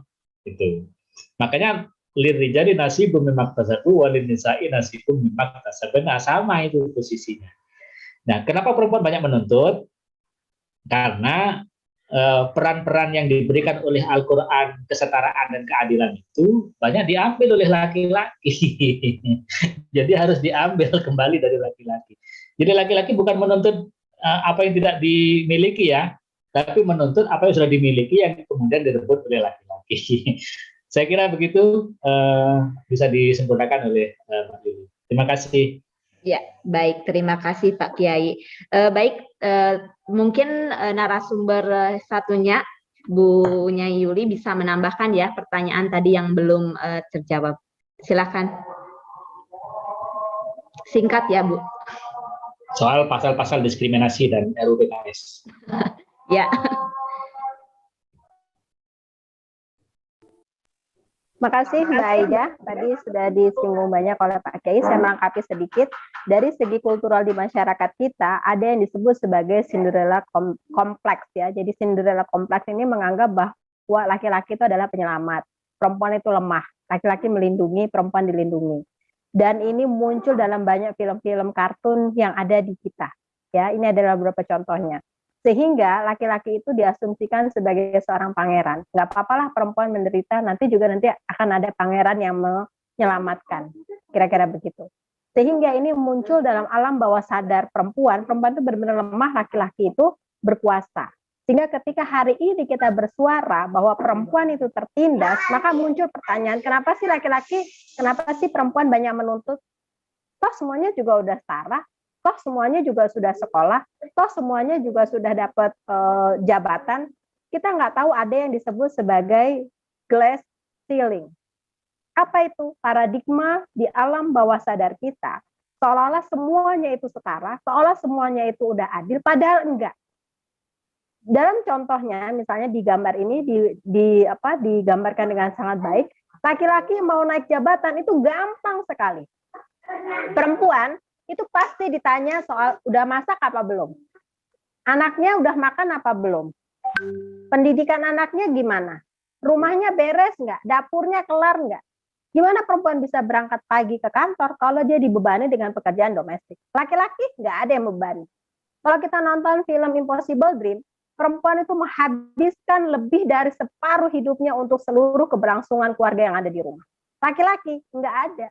Pulang kerja ya bisa tidur. Perempuan masih nyuci, masih masak, dan sebagainya. Habis terima gaji, perempuan langsung belanja. Laki-laki bisa minum-minuman dan lain sebagainya. Tadi Pak Kiai sudah menerangkan ada kesadaran dalam masyarakat kita yang kesadarannya itu adalah kesadaran semu.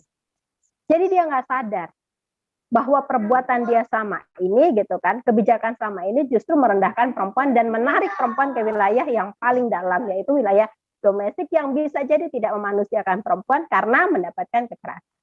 Misalnya ya, ada perda di salah satu daerah yang mengatakan bahwa perempuan yang siapapun yang keluar malam di atas jam 9 malam patut dianggap sebagai pekerja seks. Kalimatnya sih barang siapa, artinya bisa perempuan dan laki-laki. Tetapi begitu ditangkap, yang ditangkap adalah perempuan, bukan laki-laki. Kenapa? Karena asumsi di alam bawah sadar bahwa pelacur itu adalah perempuan, bukan laki-laki. Jadi kemudian yang terciduk adalah perempuan. Maka kemudian ada satu korban namanya Lilis, kemudian stres, depresi, kemudian hamilnya keguguran, dan kemudian meninggal. Karena perda diskriminatif ini, dan ini terjadi di Tangerang. Komnas Perempuan termasuk yang mengawal. Jadi ada persoalan di dalamnya yang kita nggak sadar. Ini lihat misalnya, orang mau berebut jabatan, laki-laki nggak ada barrier di hadapannya. Laki-laki itu nggak ada hambatan di dalamnya, nggak ada hambatan masak, nggak ada hambatan nyuci, nggak ada hambatan ngurus rumah. Laki-laki. Kalau perempuan gimana dia bisa lewat lari dengan cepat? Ada hambatan-hambatan seperti ini. Itu sebabnya sejak pertama kali Al-Quran diturunkan, Iqra bismi rabbikal ladzi khalaq, khalaqal insana min 'alaq. Iqra, baca. Jadi kita disuruh baca. Perintah yang pertama turun itu adalah baca. Jangan merasa puas dengan apa yang sudah kita hadapi saat ini misalnya. Apa yang informasi yang sudah ada, baca. Kalau bahasanya Pak Kiai tadi adalah lihat asbabun nuzul, lihat asbabul wurudnya. Kita suruh baca kok. Apakah baca selesai? Enggak, kita juga suruh nulis. Dalam surat Ar-Rahman ayat 55. Dalam surat Al-Baqarah ayat 282 kita suruh nulis. Bahkan ketika Nabi pindah ke kota Madinah, kesepakatan pertama yang ditulis itu adalah apa? Menulis konstitusi bagi semua warga negara supaya ada hak yang dijamin. Tanpa itu, orang nggak akan bisa move on. Jadi kembali kepada masa lalu saja. Kita udah setara kok, iya sudah setara di dalam Al-Qurannya. Perintahnya untuk setara. Tetapi itu yang disebut Pak Kiai. Kalau Al-Quran taruh di atas lemari yang nggak ada manfaatnya, di atas meja nggak akan bunyi, maka suruh baca, suruh nulis, buat kebijakan yang adil. Nah, perempuan dan laki-laki itu kadang nggak paham. Dalam alam bawah sadarnya dia nggak paham, tidak memahami dengan baik dalam masyarakat kita, bahwa dalam relasi ya hubungan antara perempuan dan laki-laki, perempuan itu berbekas, laki-laki itu tidak berbekas. Ya, hamil, melahirkan, menyusui, nifas itu berbekas dan butuh waktu lama, berbulan-bulan, bertahun-tahun. Laki-laki tipis, mimpi basah, nggak ada yang berbekas dan semuanya nikmat. Perempuan, mana ada orang lagi lahiran kemudian sambil main basket. Mana ada orang lagi sibuk mau kontraksi lahiran dia bisa makan spaghetti dengan enak misalnya begitu. Karena asumsi bahwa perempuan itu sama dengan laki-laki itu asumsi di kepala patriarkis tadi yang menyamakan bahwa semua hubungan reproduksi itu nikmat, layaknya laki-laki. Padahal enggak. Banyak hal yang dialami perempuan dan itu berbekas lalu menyakitkan. Nah, ini yang tidak banyak dipahami sehingga muncul pemahaman bahwa korban perkosaan itu menikmati. Padahal itu adalah paradigma laki-laki yang sangat patriarkis. Dan itu juga bisa ada dalam paradigma perempuan yang patriarkis juga. Nah, Ibu Bapak dan teman-teman semua, kita punya hambatan konstruksi gender, kita punya hambatan ketidakadilan relasi kuasa, sehingga memunculkan kekerasan seksual. Sehingga butuh penyikapan. Siapa yang menyikapi kita semua? Agama, melakukan interpretasi terhadap nilai dan ajaran agama, melakukan interpretasi terhadap kebijakan yang diskriminasi. Jadi ada banyak kebijakan diskriminasi, kita harus mendobrak itu. Tanpa itu, maka anak cucu kita ke depan masih memperjuangkan hal yang sama seperti yang kita perjuangkan hari ini. Kalau ada anggota dewan yang belum terbuka hatinya untuk mensahkan RUU PKS ini, maka kita berdoa. Kita ingat hadis Nabi, man ro'a minkum munkaron fayughayyir biyadihi fa in lam tasti fa bilisanihi fa in lam tastadi fa biqalbihi wa huwa adaful iman. Kita belum sampai tahapan pada adaful iman kok. Selama-lama iman, kita belum sampai ke sana. Kita masih bisa merubah itu dengan yadun, dengan puasa, dengan tinta, dengan pena, dengan suara, dengan petisi. Jadi kalau ada ketidakadilan gender, maka kita rubah sama-sama. Kita bersuara sama-sama. Karena ranah dan pelaku kekerasan seksual itu tidak hanya di wilayah publik, di wilayah private, tapi juga di wilayah negara. Jadi kita tidak bisa melakukan pembiaran secara terus-menerus. Kita harus menghapuskannya. Kalau enggak, maka siapapun bisa menjadi korban. Sekarang orang lain, bisa jadi ada orang yang dekat dengan kita dan kita kenal. Dan kita tidak mau seperti itu. Itu sebabnya maka ketidakadilan dan kekerasan harus kita sudahi mulai hari ini. Jadi kita harus bersikap, kita harus bersuara, kita harus menyampaikan ketidakadilan. Man ro'a minkum munkarun fayughayyir, rubah gitu loh. Jadi kita yang hadir di sini harus punya kesadaran penuh untuk merubah ketidakadilan itu, harus merubah kekerasan seksual, menyebarkan pesan baik bahwa Islam itu rahmatan lil alamin. Tapi Islam rahmatan lil alamin itu kan seperti air sungai yang mengalir.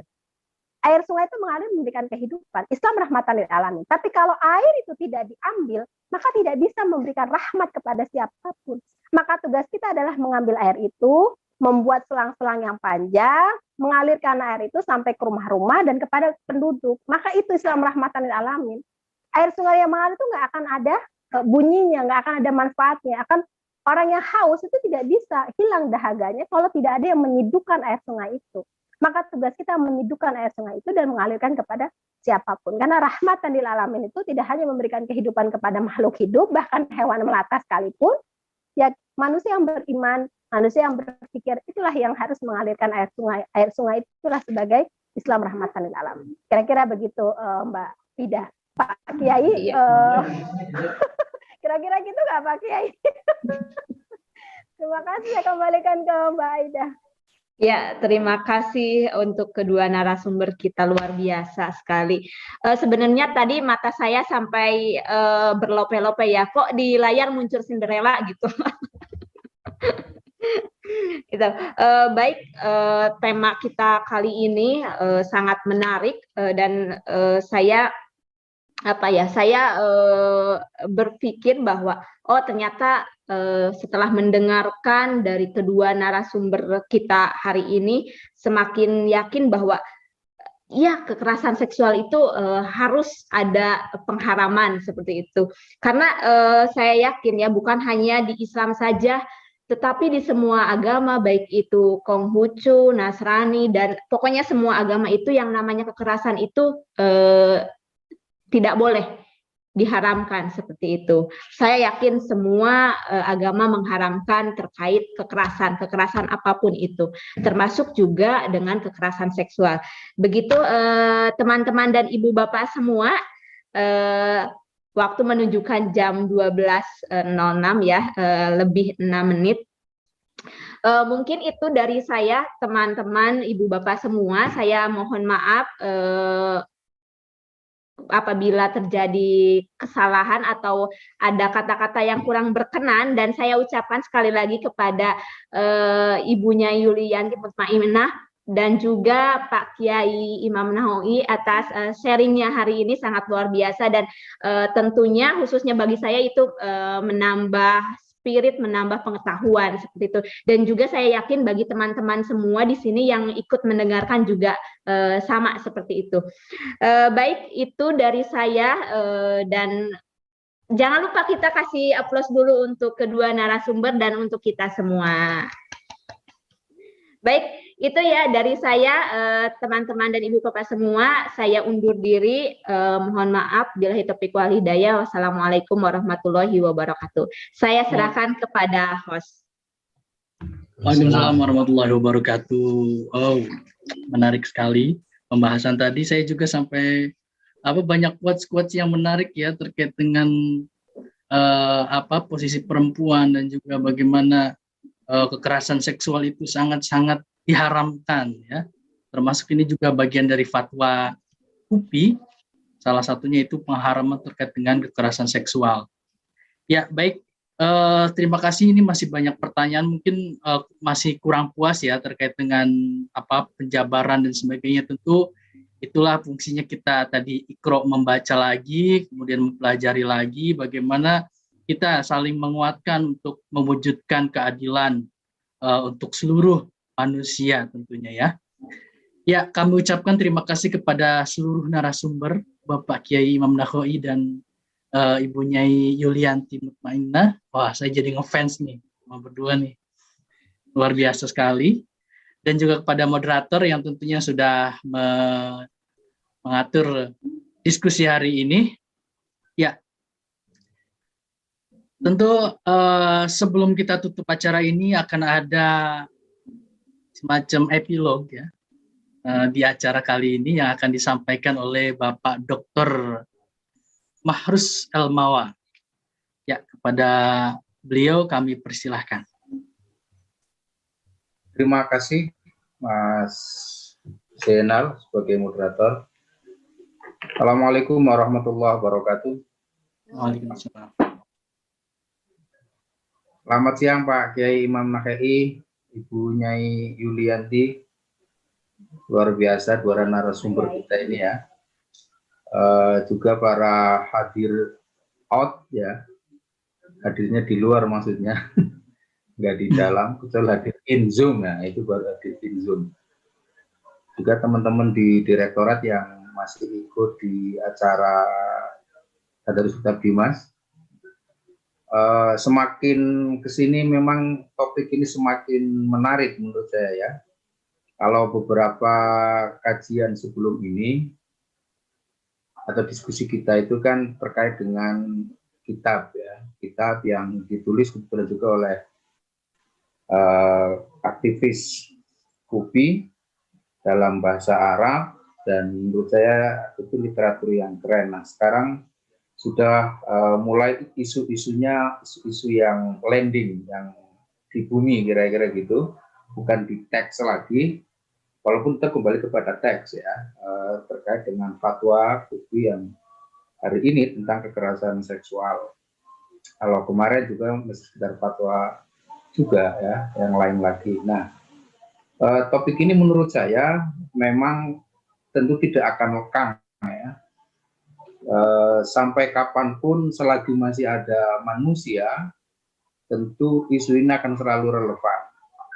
Makanya ketika ada fatwa KUPI, ini tentu sangat menarik dalam kajian fatwa.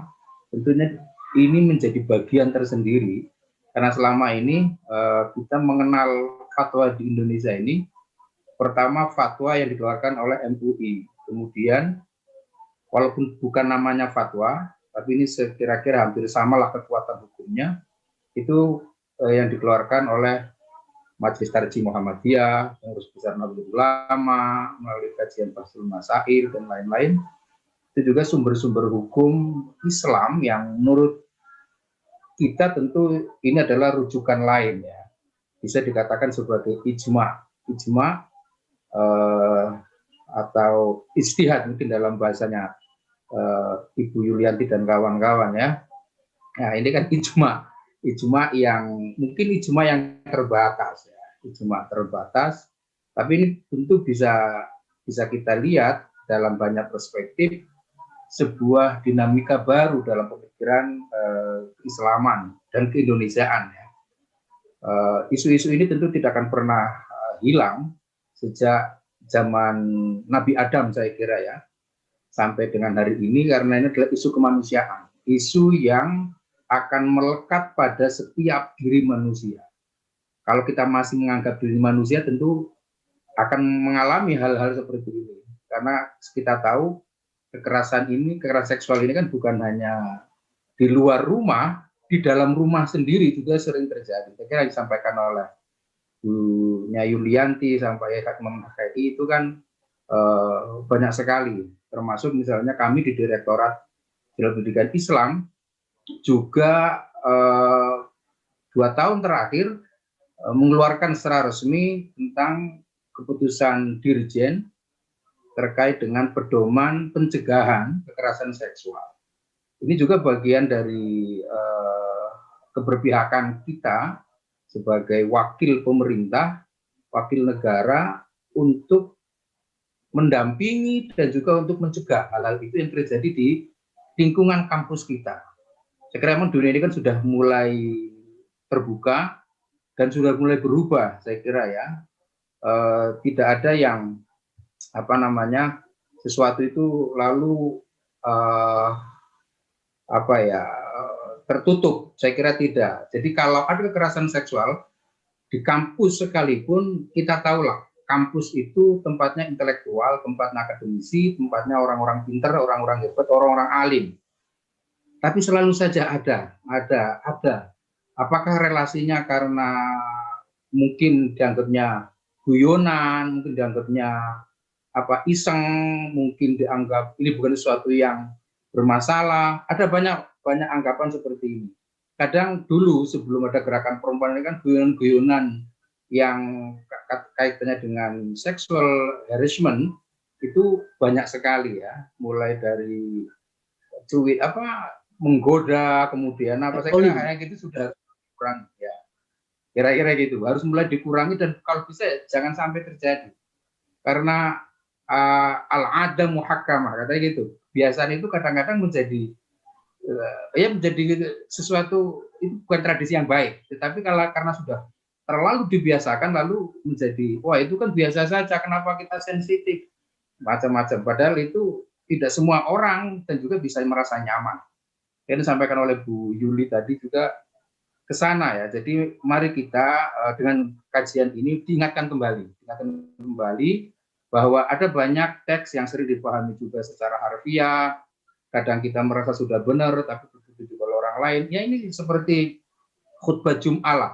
Khutbah Jum'ah itu kan setiap minggu bagi laki-laki khususnya ya. Sekarang ada juga khutbah, ada yang Jumat virtual ya. Itu kan diingatkan tentang takwa, tentang ini. Tapi ya perilaku kita ya, apakah pertanyaan saya kadang-kadang mikir, apakah ada perubahan ketika khutbah sedang menyampaikan, khotib menyampaikan, ada nggak diri kita itu yang berubah? Gitu. Watawasau gitu kan, makanya ya mengingatkan pada diri kita sendiri bahwa khotib minimal itu khotibnya. Kalau pendengarnya tidak ngantuk, mendengar dan juga paham dan jumlahnya itu lebih baik. Tapi kan nggak boleh dihilangkan, itu bahkan menjadi rukun. Kalau nggak ada khutbah, sholatnya nggak sah.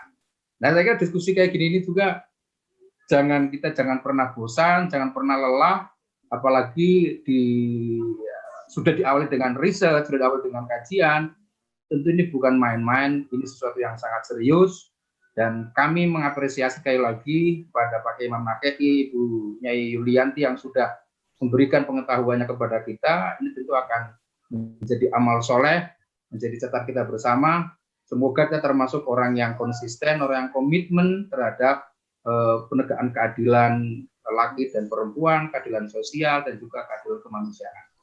Saya mewakili Direktorat sekali lagi menyampaikan apresiasi yang luar biasa.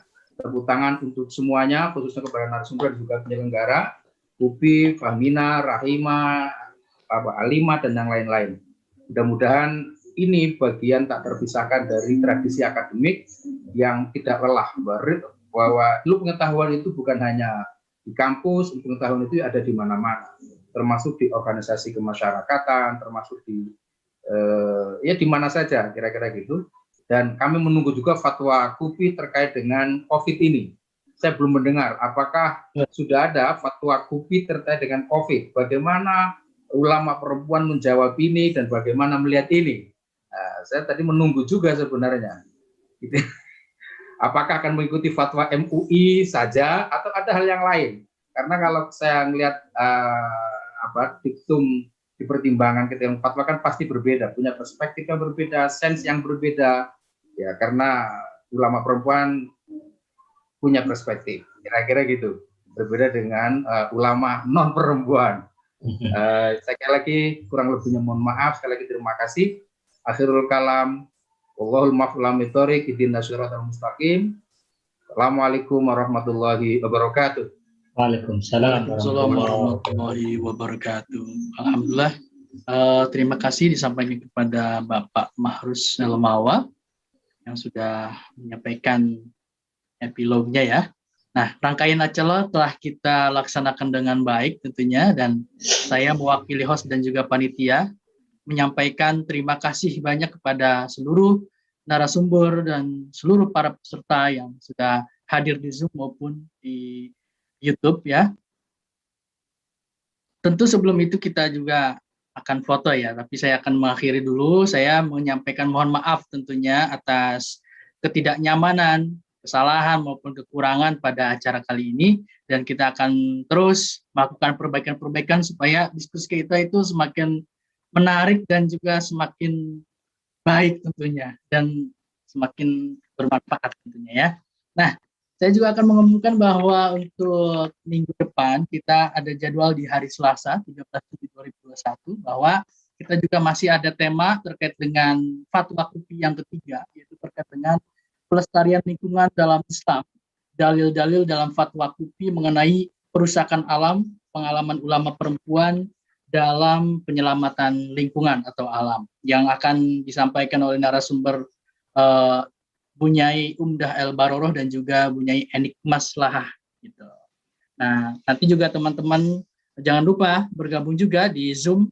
Nah, tentu di kanal yang berbeda, yaitu masih tetap di Zoom, tapi di lembaga yang berbeda, yaitu di Rahima ya. Nanti ada informasinya di Instagram maupun di media sosial.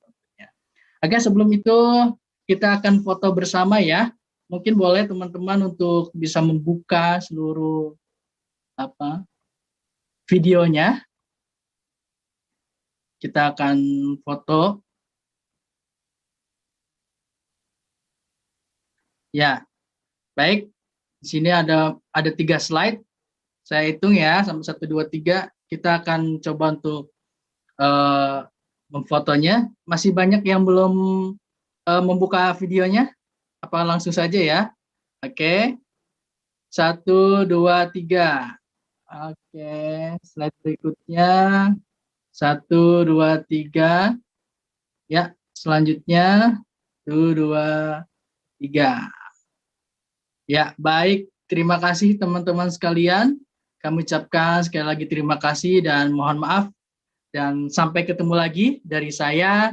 Allahumma fiq lakum min thoriq. Wassalamualaikum warahmatullahi wabarakatuh. Waalaikumsalam warahmatullahi wabarakatuh. Terima kasih semua panitia, Pak Kiai.